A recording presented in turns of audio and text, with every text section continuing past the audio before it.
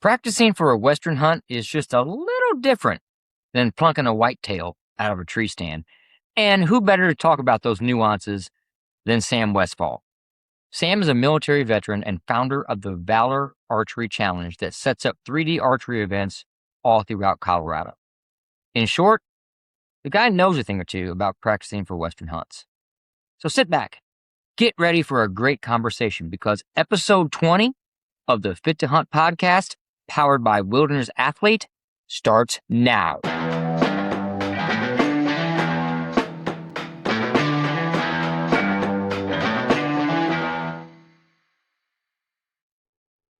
Sam, how you doing tonight? I'm awesome, Jeremy. How about yourself? Doing pretty well. Is it as hot there as it is in Missouri right now? It's warm, right? We're at 86 degrees, but we don't have humidity. So it's just hot. I will get excited sometimes. If I'm going to go work on the farm and I'll look at the forecast and it's going to say 82 and I'm like, sweet. And then I'll get out there and realize the humidity is like 70% and it's just nasty. It might as well be 95. It's gross. I don't miss the heat index crap. Colorado's just hot.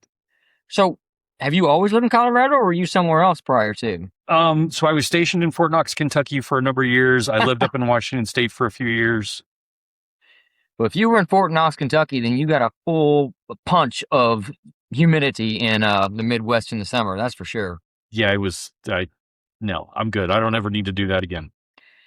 I've got clients that have moved to very mild places because of Missouri and Midwest. So that's awesome. Well, hey, I wanted to hop on because like right now we've got a lot of guys who, follow us, listen to the show. I would even go so far as say newbies that are going to be heading out west.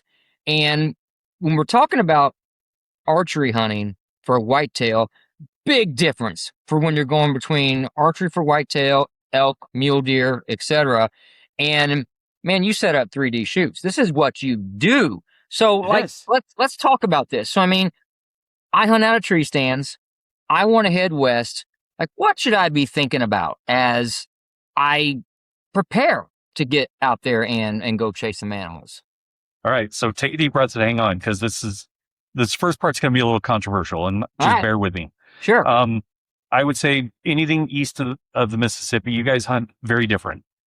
Stands. It's stationary. It's sometimes over bait. It's sometimes using cell phone game cameras. Mm-hmm. It's a lot more windowed as to far as what your hunt really looks like. On the tail end, that's where your work comes into play, is that you may have to drop that deer and drag it out a couple hundred yards to get back to the truck. Mm-hmm. Right? So that's where the hunting changes when you come to the Western states. Typically, Western states, you don't hunt out of a tree stand. You don't hunt out of a blind. You're spot and stalk, mm-hmm. or you're ambush hunting. And that's typically from the ground, got a little bit of shrubbery in front of you, but really that's it. The spot and stalk is really the most common out here, especially if you're chasing muleys or big elk, moose even. And the reality is you're not a couple hundred yards from the car. You're a mile or two back. Right. You're in deep country. You're in high elevation. You're in places you can't even get a cell signal. And it's just a whole different world when you start hunting out here. Yeah, I could understand that. Like I said, I haven't been to a ton of 3D shoots, but like even being in the ones that I have, just looking at how the range are set up, it's a huge difference from what I'm used to. And not just, so again, I'll go back to even like my own experience. I don't take long shots. 20 yards, 25 yards. Right. If he's standing there broadside and he's a big old boy, 30 yards, but I don't go further than that because like that's what I know my range to be, and I know effectiveness from a kill perspective.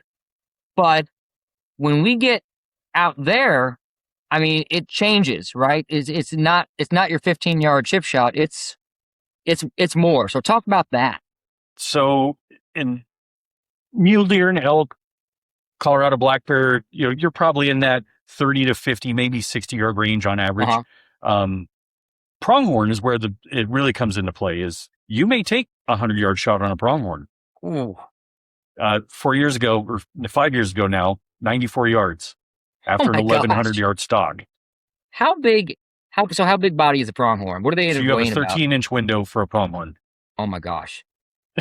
it's a it's a tiny window, Yeah. but it's wide open. It's plains. You got a little bit of wind in the way, but there's no sticks, no trees, no branches, no nothing. It's Right. just you in that 13-inch window to get it done. Okay. And they got this nice little X marks the spot right on their side there, Uh-huh. where if you put it right in that white corner, they're done. They're done. So like, let's even take a step back further. So you talked about the differences between, what we do out east versus out west. If a guy is going to start, and mind you, we're getting a little late to be starting, but like, what are the first things we're going to be thinking about when it comes to that transition from tree stand hunting to even distances? Like, what are we going to start with? I would say 30 is probably where you start. Okay. You need to be practicing out 60, 70, 80 yards if you're doing muleys or elk. Okay. If you're hitting consistent 8-inch group at 80 yards, by the time you get to elk season and you got one at 40 yards, that 40 yards becomes pretty easy. What's so I didn't even ask. What tags do you have tags this year? Did you draw? I do. So what do you got? I in actually your turned a pocket? couple in. So I pulled a Colorado moose tag, cow tag, up in the north end of Colorado, and then I've got a muley tag as well over on the western slope. Okay. So I'm assuming steep topography, correct? In both of those?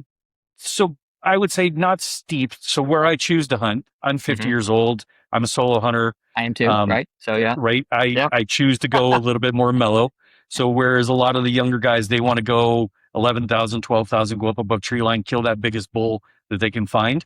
I'm not. I'm looking for meat to fill the freezer. So I would say my moose tag is probably at 8,000 feet. Okay. My deer tag is probably 7,500, 8,000 feet as well. Okay. You're going to have some. This isn't going to be a flat shot by any stretch of the imagination. No, there's still some elevation in there. Okay. So you said train out 30, 60, 70, 80 yards. But how do we start as a flatlander, right? And I've got some hills down here, but if I was going to describe what we have compared to what you have, way different. Right. So Western state hunting, you really start to learn and understand what your third axis is all about.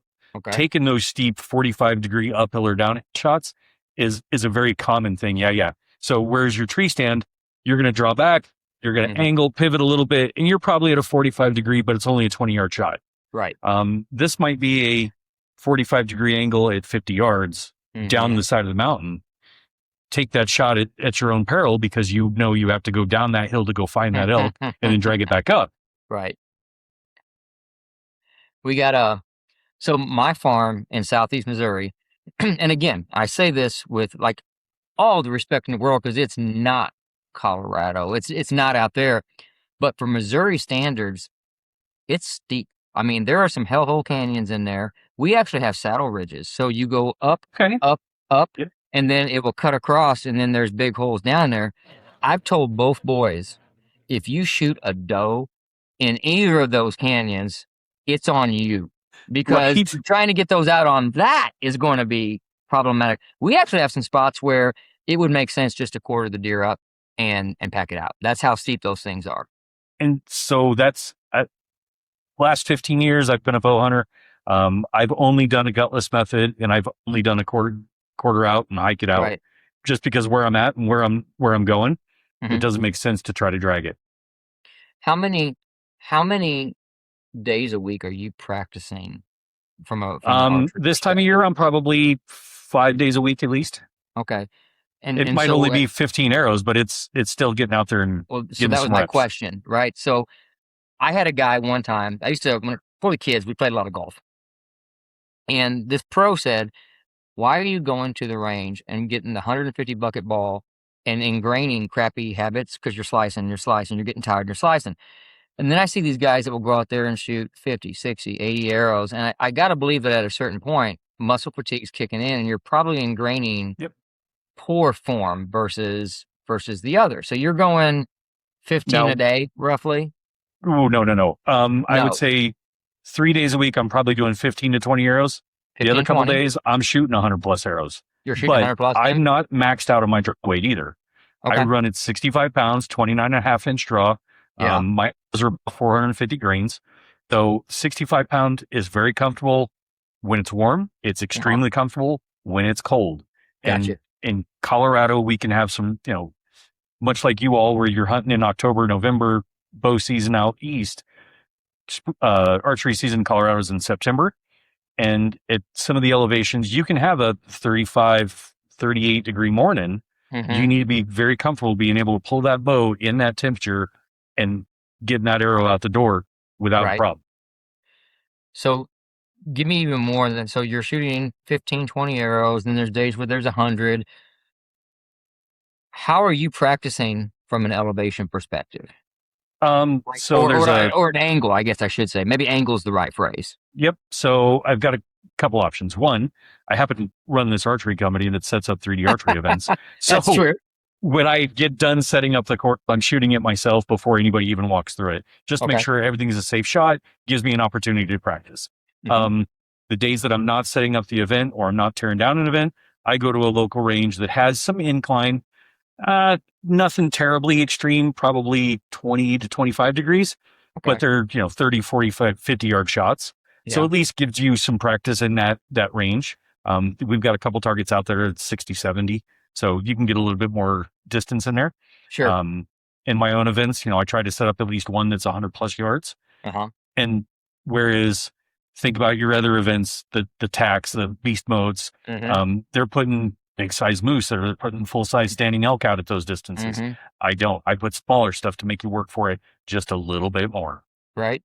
So last year at Beast Mode, they had a small pig, and I wanted to take it home. It was just a little pig. That's all it was. They've also got a Sasquatch. Do you have a Sasquatch on the? I have a big shot mini Sasquatch, the little 4 Okay. footer, That, and as I long have as you got a his cousin, Sasquatch, the man. Yeti, as well. I love it. I love it.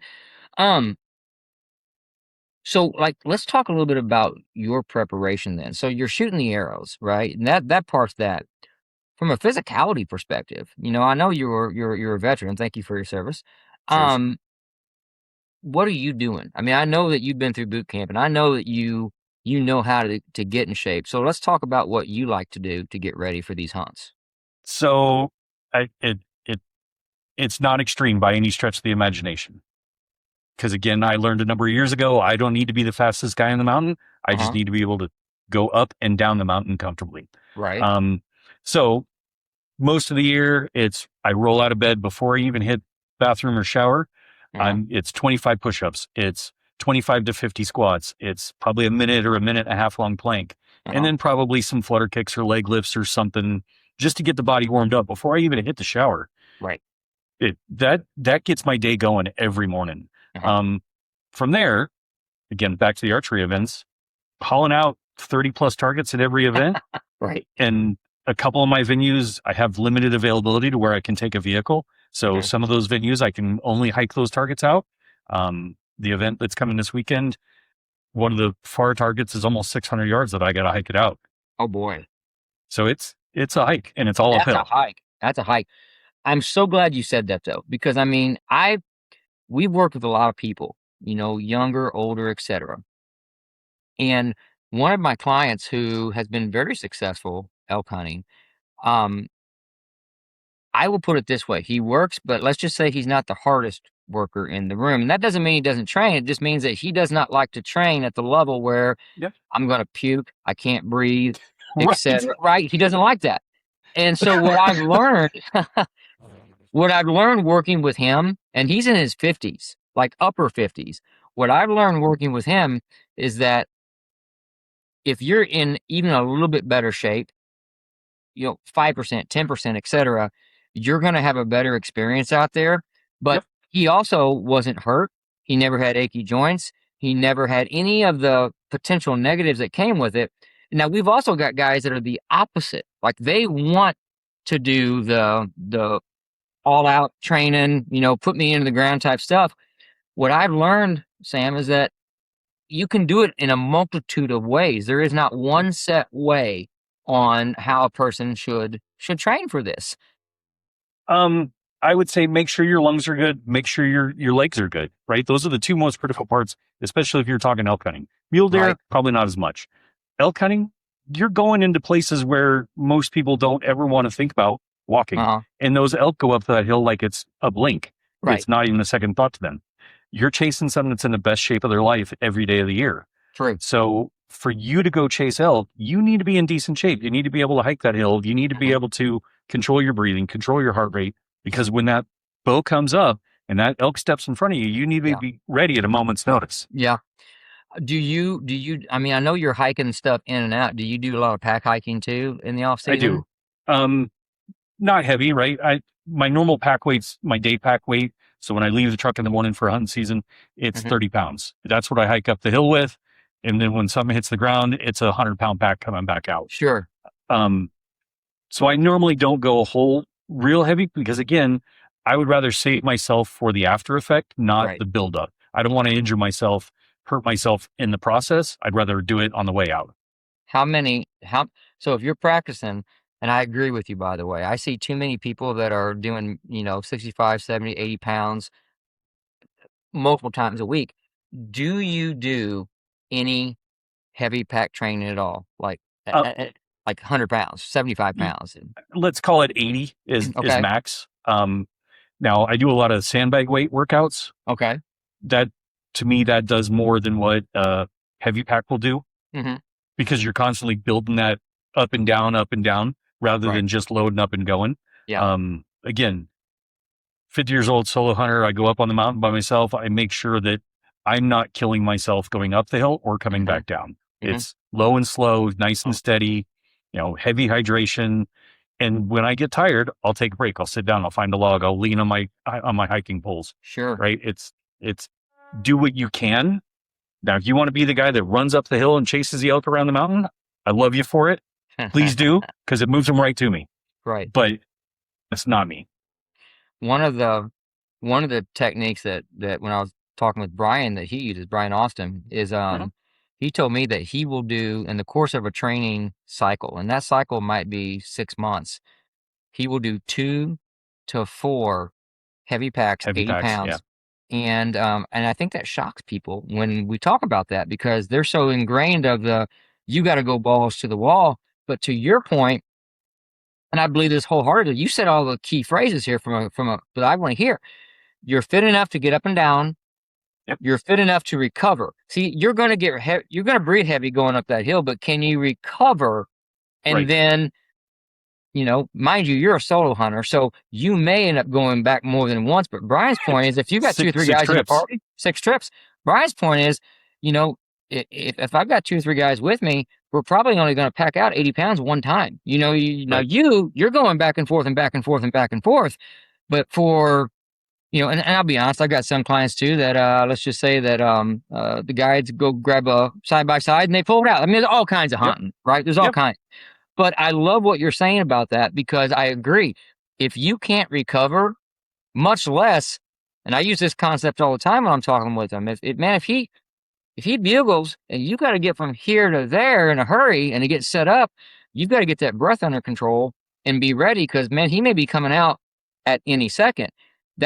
I don't think people think about that. And if you're not paying attention to how fast an elk can move, Mm-hmm. if they're at a dead run, they'll bust every branch that sounds like a bomb going off in the forest. Right. If they're just moving low and slow, you'll never even hear them coming in. Right. So understand what that animal is, how it moves, what it sounds like. And if you're in a hurry to get somewhere, you better be ready to get there. You better get Um, there. it's, I have a little piece of flagging tape tied off on the top of my Uh-huh. pack. So if I have to drop it, set it on a tree, at least that flagging tape's hanging off and blowing in the wind a little bit. You'll So I see can it find then. it later. Right. But I usually don't go more than 100 yards from a pack. So let me ask you this question. So I used to run like half marathons, and the first half marathon I ran, I realized quickly, in this case, I could have ran it faster. There were efficiencies that I could have done, and I think every race or hunt or whatnot, you learn on those things. So like as you've gone through your Western hunting career, have you had those moments where it's like year one is like, man, I totally could have done this different? Like what did you learn from year one, year two, year three that really made you a better Western hunter? So I am 36 years as a Western hunter. Okay. So I started at age 12. My first hunt was a 30-06 rifle tag against northwest corner Colorado pronghorn. The very first year was a huge learning lesson for me. I Right. took a shot on a running pronghorn at 200 yards. Mhm. I led it by 6 foot. I still hit it, but it gutted her. And I had Wow. to hike the 200 yards to go catch her and Mhm. finish her up close. Right. And my dad made it very clear that I will never take that shot. I will never wound another animal. Sure. I wounded one other animal in my life. That's two over 36 years. Right. Right. It just doesn't happen anymore. Right. So if I can't take that shot ethically, cleanly, it's not going to happen. But practicing how I do, what I do, where I do, even having the moving target that is incorporated into the event, I Right. get to practice on those moving targets and make those practice shots. So it changed the perspective about how you hunt and what you look at and what you think about when Mhm. you're already making those practice shots along the way. So back to your question of what I've learned, A, don't wound animals. B, make sure that you understand what those animals are, how they live and how they move. Pronghorn are fast, 200 yards, 30-06 moving 2,800 feet per second. It was a 9 foot gap between where I let her versus where I get her. Uh-huh. Elk, when they take a step, it's 6 foot. Yeah. That's just at a walking pace. Yeah. I'm 6 foot tall. They've covered my entire length in one Uh-huh. step. So Right. being able to understand what that looks like, feels like. Um, Whitetail, you've got a little bit different because you can probably mew at them. They may or may not stop. They'll at least slow down to give you a hesitation to shoot. Sure.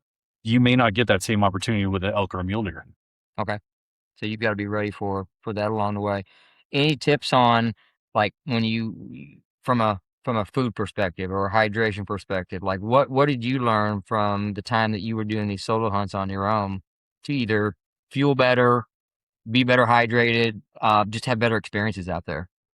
Um, so I started hunting long before there was hydration mixes.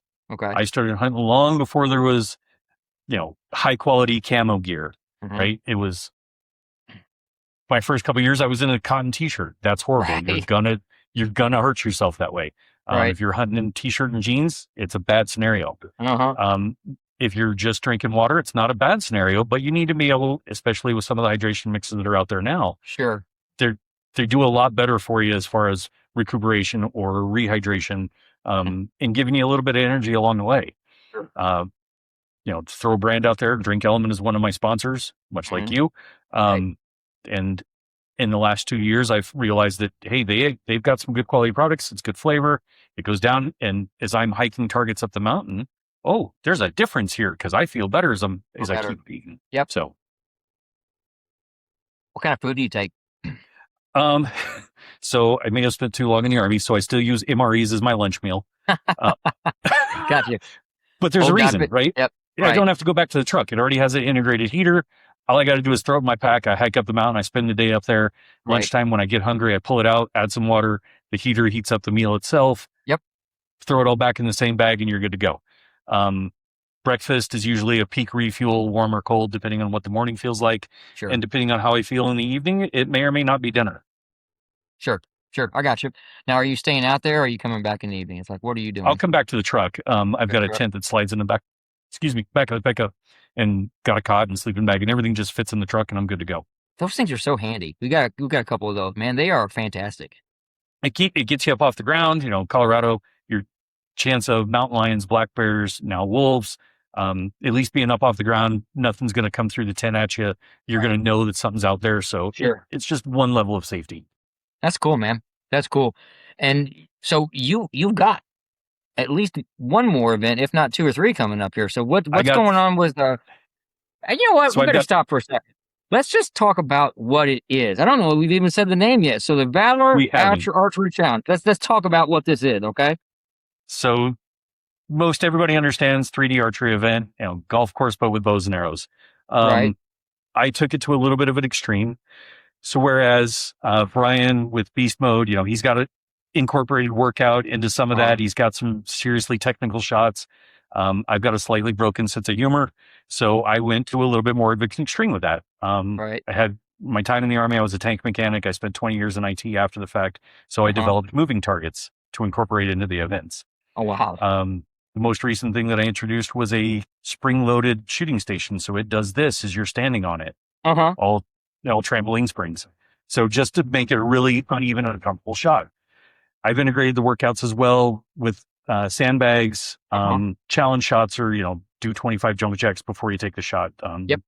Do burpees, whatever the case may be, Yep. right? Yep. Um, Instead of focusing on the great big monster size targets, where it's full size Bigfoot or some of the big elk, I focus on half scale, third scale, or smaller targets to make that focal point a lot smaller. Develops a better hunter down the road, right? Anybody can put a arrow in a full size elk at Sure. 60. Let's see if Sure. you can do it on a javelina. Now it's a Uh, different ballgame. ball game, right? That's awesome. Wow. So again, your time in the military. How did you come up with this? Like, what made you sit there one day after a career military in IT and said, "I'm going to start doing 3D events"? Like, how did that baby get born? So that's a great question. I've used archery as my personal therapy for the last 15 years. Okay. So it helped to deal with stress, anxiety, depression, or PTSD. Hmm. Um, I shot TAC for a number of years. I've shot Beast Mode once. I've shot Western Hunt Fest events, All right. Montage Mountain Archery Fest out in Pennsylvania. And going to all those different events and learning what worked and what didn't. And I said, I think there's some things that I can integrate, help it focus it on military and veteran community, similar to Uh-huh. what HHA is doing. Yep. But here in Colorado. And I think I can do things a little bit different, add a little bit more of a twist to it, and incorporate rental gear and moving targets. Now it's Right. a whole different perspective than a lot of the other events that are out there. So sitting at a bar, drawing on a napkin, here's the outline, here's the game plan, Uh-huh. let's put it together. And then we ended up starting to buy targets, and then I ended up buying more targets, and then I ended Uh-huh. up buying a trailer, and yeah. Um, now I'm partnered with a couple different veteran organizations. Most of my events are on Fort Carson here in Colorado Springs. All right. Just creates a whole different atmosphere, How many ideas have been drawn on a bar napkin? Uh, more than I can. more than I can. I'm pretty sure we had a couple of our own, right? So, Yep. yep, that's Well, even the fantastic. moving targets, it's so I've got a linear that moves forward and back 10 foot. Right. That was the first iteration. Now we've got the monster target, which is let's call it 76-foot linear distance, but in an oval tracker in a big square. I was on where your it's- website. I saw that the other day. Yeah. Yeah. So that's the self-propelled monster, wireless controlled out to 100 Mhm. yards. It's just fun, but That's it is a cool. monster. That's cool. What are your events typically like? I mean, so, some you can't even move. I mean, what you come out there, what are we going to expect when we walk into a battle archery? That's a great question. So first thing you're going to notice is, all the flags, all the tents, everything's labeled, logoed, QR coded, the whole 9 yards. Right. First table you're going to walk up to is what we call the freebie table. Mhm. Coupons, 20% off from Fit to Hunt are sitting right there. Drink Right. element hydration mixes are sitting right there. Some of the stickers from Valor Gear and, some of the other freebie type stuff is all Right. sitting on that first table. Next table is a registration table. We take your name, we take your money. If you're military or veteran, you get a challenge coin that comes along with it. That didn't work. It was cool. I got them right here and then just dropped it. So that's Okay. the challenge coin that comes with it Okay. for the military and veterans. You get a raffle ticket as well. Once you're all checked in, we've got one range that we call it the entry level warm up course. So think 15 targets, nothing more than 20 yards. Everything's full broadside.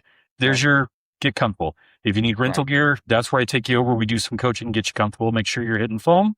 Once you're ready, we send you out to the next level course. And that's where it really comes into play.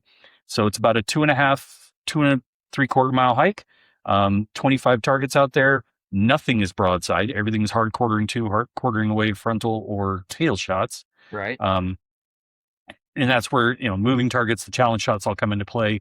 Sure. The steep angles, uphill, downhill, distance shots will all be into that mix. When you come back, we check the raffle ticket, see if you won a prize. And if so, then you get to pull a prize off the raffle table of your choice. So whether that's a Fit to Hunt workout program for 3 months, or whether that's Right. a, bottle of whiskey or a pair of Zamberlin boots. So it's a different type of event, not just, getting out there and shooting. It's more Yeah. of a community camaraderie type event because of everything that's in play at the same time. Sure. Sure. I like working out, but I also like whiskey. Either one of those would be good. Yeah. Either one would be 10th good. Mountain Whiskey was one of our sponsors this year. So they threw in half a dozen bottles, of either whiskey or rum or vodka. All good, man. So let's talk a little bit. I know so this weekend, where are we? So this weekend is with Golden Forge up in Guffey, Colorado. So that's an hour and 20 minutes west of Colorado Springs. High altitude. We start at 8,600 feet and we only go up. That's a veteran-owned retreat space. So Marine Okay. Corps vet lady owns that. And that is truly a bow hunter prep course because Sure. all the workout programs are integrated into that. And like I said, start at 8,600. Right. It's a hike. Be ready Yeah. for it. Yeah. Um, After that, we do the B4 Outdoors, which is out in your neck of the woods, Missouri area, which is Yeah. a veteran Yeah. Yeah. nonprofit. So I'm doing a fundraiser for them August 1st here at Fort Carson. Okay. And then the following weekend is the last round of bowhunter prep. It was supposed to be with Colorado Outdoorsman Days, but the fires here had to cancel that one. Mhm. So I just relocated venues to Fort Carson Got it. and just doing a straight up 3D archery competition. So that'll be a scored event with really nasty scoring. Um, no rangefinders allowed, and anything outside of the 8 ring is a -5. Got it. Um, Taking the month of September off, and I'll come for the October 10th event at Fort Carson, and that is the Haunted Hunt. So most of the targets will be Halloween themed decorated. That's pretty fun. So with B4, I know the name. I know. So do you come into town, into Missouri for that, or is that They're still? actually, so when we first had a conversation around partnering up, they Yeah. asked if I could come do it in Missouri, and I said absolutely I can. I need you guys to help me find a venue and make sure that I've got Sure. everything I need in order to be able to do that. Financially, it didn't make sense because I've Sure. already got a venue here that I can set it up real easy. So Right. they said, well, if you can do it there and you don't mind, let's just do it out there. And so fundraisers actually made better sense out here. So they're coming out here. Right. Right. That's awesome. That is above and beyond. I mean, I know you do the tournament, not tournament, sorry, the shoots. Um, I know the premise, but to hear how you've entwined the veteran community in this is impressive. That's good work. And I like what you talked about a moment ago. I caught it, and I know a couple of our listeners who I know will catch it too. When you talked about it from a therapeutic perspective, with all the things that you deal with, Yep. from depression, ADHD, PTSD. I mean, those are things I hear on a regular basis. So to know that you're using this for more than just shooting 3D tournaments and hunting, I think that's important. It really is a therapy. For those that have never thought about it, never considered it, when you go to a gun range, you're muffed Hmm. up. You can't really have a conversation. You can't really interact. And there's a lot of ego involved at the gun range, despite what it is, right? Sure. But when you come to an archery event, whether it's mine or somebody else's, it really doesn't matter. Hmm. There's no earmuffs. It's all conversation. It's laughing, joking, camaraderie, community, Right. trash talk, Right. and that level of competition can come out, and you can really have fun with it. But the fact of when you pull the bowstring back, all the voices, all the noises go quiet. You let that arrow go, a little bit of stress, anxiety, depression, PTSD all go out with that arrow. And over Hmm. time, those levels drop considerably. Right. Right. Right. I love it. Sam, how do we get in contact with you, and how do we find more out about the Valor Archery Challenge? So I'm on every social media platform that you could think of. So whether it's LinkedIn, YouTube, TikTok, Instagram, Facebook, um, spun up Colorado 3D archery events on a Facebook group as well. Hmm. So all the Valor events are in there, and I incorporate a lot of the other events that I can find or that want to partner with me. Right. So include all those in there. But valorarcherychallenge.com, all the social medias under at Valor Archery Challenge. Uh, Otherwise, yeah, just come on out, get some shooting done, have some fun, win some prizes. Um, so I got to, as we're talking here, I got these awesome sponsors, ended up with 53 companies worth. And Jeremy is one of those sponsors that offered up a 3-month workout program for a winner. So Absolutely. yeah, the number of sponsors that I got for these events is pretty phenomenal. I ended up with just shy of $24,000 worth of prizes to give away this year for a second year event. Hmm. 2 months ago, I won the Veteran Entrepreneur of the Year for Colorado Springs. Congratulations. Thank you. So it's, we're getting there. We're getting bigger and bigger all the time. Right. Look, if you got 53 companies that believe in what you're doing, that's a testament to what you're doing right there. That's huge. And Thank you. especially in an outdoor market where it's just straight out marketing and sales, that's impressive. And I'm glad to be one of them. So it's awesome. And I thank you for it. And I'm hoping that Absolutely. you've seen throughout as you're looking at the social media, those sponsors are getting recognized Yes. pretty much weekly. I noticed that. So thank you for that. Well, look, man, I know you got stuff to plan and whatnot. Thank you for taking some time tonight. Thanks for having me. This has been a fun Absolutely. conversation. Man, we'll catch up soon. Thank you. But let's talk after season. Let's compare notes. We will. Thanks, Jeremy. Thank you. Sam is as genuine as it comes. And there's a reason that 53 companies have signed up to help sponsor his events, and we're proud to say we're one of them. Clock is ticking, my friend. September is coming in hot, and that means that the window of opportunity to get physically ready is shrinking. If you're not sure what to do to get ready, we have 2 DIY workouts that might be perfect. If you have gym access, our 6-week backcountry DIY is an easy-to-follow template that focuses on big movement patterns and conditioning drills. It's going to have you ready to go. If you don't have access to a gym, no problem. The 6-week Flatlander to Backcountry might be the perfect program. All you need is a sandbag, a box, and your hunting pack. Both are only $21.99 and are available at www.staygoodtohunt.com. That's going to do it for this month. Thanks for tuning in. If you're new here, please hit that subscribe button so you never miss an episode. And if you really like the show, consider leaving us a review. Have a great day, my friends. We appreciate you. And as always, you stay fit to hunt.